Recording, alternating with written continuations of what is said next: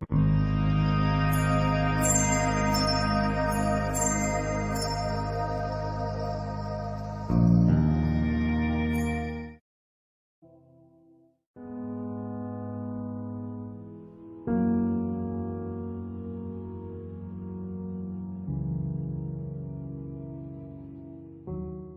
that's, this is a bit of a this is a bit of a change of tone here, but I still very much feel this is important. And I'll probably be writing on this more in the near future, especially when, God willing, Roe v. Wade is overturned. And obviously I'm speaking especially to Americans here, but this is the same kind of thing is happening across the world here, where the faithful are being reacted against with greater and greater violence. And the devil especially hates the Eucharist and the Mass. And I think he is going to inspire more and more the most devoted of his own servants, the devil's own servants, to rebel violently against the sacraments and the Mass. And what the call I would really issue is for men especially, and look, everyone should be ready, but especially men for obvious reasons. You need to be ready to defend the innocent and to defend the dignity of the sacraments. The times are coming. It could be next week, even in America, for example, that Roe v. Wade is overturned, and the pro-abortion forces out there, they have promised violence. If you look up this group called Jane's Revenge, they've promised to desecrate the Eucharist, the Mass, to attack us in church even.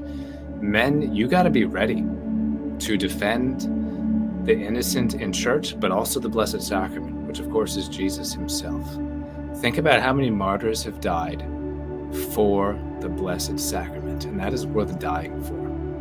I'm not saying you need to go, I'm not saying do anything stupid or imprudent, but if they're going to desecrate the Eucharist, that is worth putting your body in between. That is worth getting physically in the way of, even if they have a knife, whatever it is, and preventing from happening. So what I'm begging with this group, the Vigilance I'm working on starting, is I'm begging men to get ready physically and spiritually. Yeah, that's all right.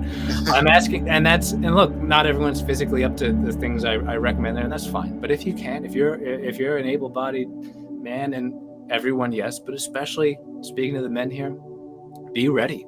The times may well be at hand where you will have to be ready to physically protect the innocent and the Blessed Sacrament. So get your body, but above all, your soul ready for that. How do you get your soul ready for that? By being ready for death.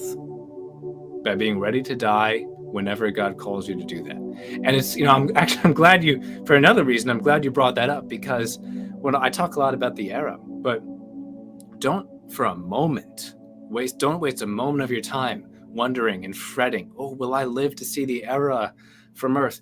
You'll enjoy the era of peace way more from heaven than you will from earth. Heaven is way beyond the era. So don't even think about that. Think about hastening the era for the sake of your brothers and sisters on earth who are suffering now under sin and error and so much evil. Think about hastening the era because of salvation and sanctification exploding throughout the earth like never before in history. Don't fret about whether or not you'll see it from this side of the grave. You'll see it. I promise you that much.